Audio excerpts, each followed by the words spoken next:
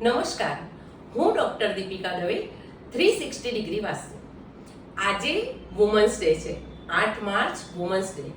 એનો હું સ્પેશિયલ આજનો આપણો ટોપિક છે વુમન્સ ડે સ્પેશિયલ. તો હું એક સ્ત્રી છું, એટલે મને સ્ત્રી માટે ઓલવેઝ સન્માન હોય જ. તો આજે હું એક સ્ત્રીઓને કઈ રીતે જીવવું, એમ તો બધાને આવડતું જ હોય, હું કોઈ એડવાઇસ આપવા માટે નથી આવી, પણ દરેક સ્ત્રીએ પોતાની જિંદગીમાં ઉતાર ચઢાવ જોયા હોય અને એના એક્સપિરિયન્સથી, અને મારું તો ફિલ્ડ જ એવું છે કે ઘણી બધી સ્ત્રીઓને મારે મળવાનું થતું હોય છે. તો એ બધા જ વિચારોને મિક્સ કરીને મારા થોટ પ્રોસેસથી મેં એક એવો વિચાર કેળવ્યો છે કે હું આ વિચારને દરેક સ્ત્રીઓ સુધી પહોંચાડું. તો હું એક મારા તરફથી એક સ્ત્રી માટે એવો જ સંદેશ આપવા માંગીશ કે તમે દરેક સ્ત્રીઓ પોતાના ઘર માટે જીવતી હોય, પોતાના વર માટે જીવતી હોય, તો પોતાના માટે ક્યારે જીવવાનું? તો તમે મન મૂકીને ખુલીને પહેલા તો જીવતા શીખો. જો આપણે ખુશ રહીશું, આપણે હેપી રહીશું, તો જ આપણે આપણા પરિવારને અને સમાજને હેપીનેસ અને ખુશી આપી શકીશું ને. તો ઘણી વખત મને ઘણી સ્ત્રીઓ કહેતી હોય છે કે સમાજ શું કહેશે. તો સમાજ એટલે કોણ?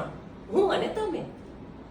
તો આપણે એ સમાજને ત્યારે જ ગણવાનો હોય છે કે જ્યારે આપણે કોઈ ખોટું કાર્ય કરતા હોઈએ. આપણા આનંદ કરવા માટે, આપણા કપડાં પહેરવા માટે, આપણા સાજ શૃંગાર માટે આપણે સમાજને ગણવાનું નથી હોતું. કારણ કે આપણે દરેક પર્ટિક્યુલર પર્સન ટુ પર્સન કોઈને ખુશ ન રાખી શકીએ.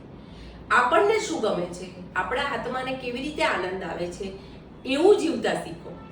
ખૂબ આનંદ કરો, મન મૂકીને જીવન જીવો. કારણ કે અત્યારના આ કળયુગમાં આપણને ખબર છે કે કેટલું નાનું જીવન થઈ ગયું છે. ક્યારે કોને શું થશે એ આપણને નથી ખબર. તો જે પલ છે એ પલને માણો. પેલી હિન્દીનું સોંગ છે ને, અપના હર પલ એસે જીઓ જૈસે કે આખરી હો. તો આજથી દરેક સ્ત્રીઓને મારો આ સંદેશ છે કે સમાજને માનવાનું છોડી દો.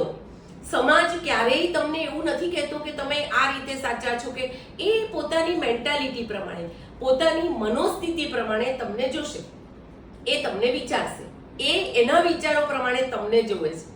તમારે કેવી રીતે રહેવું છે એ તમારે જ નક્કી કરવું પડે. તમારી લડાઈ તમારે જ લડવી પડે. તો આજથી મને પ્રોમિસ આપો કે દરેક સ્ત્રીઓ પોતાના મનને ગમે છે એવો આનંદ કરશે. એનું કારણ છે કે આપણા આત્મામાં જ આપણો પરમાત્મા બિરાજમાન છે. તો પહેલા એ પરમાત્માને તો ખુશ કરો. તમને જેવું ગમે છે એવું જીવો, આનંદ કરો. કોણ તમારા માટે શું કહે છે એ ભૂલી જાઓ. હા, એની સાથે આપણે એવું પણ ધ્યાન રાખવાનું છે કે આપણે કોઈ એવું ખોટું કાર્ય નથી કરવાનું, પણ આપણે મન મૂકીને જીવવાનું છે. તો મળીએ છીએ મારા નેક્સ્ટ વિડીયોમાં. ત્યાં સુધી take care, bye bye, thank you.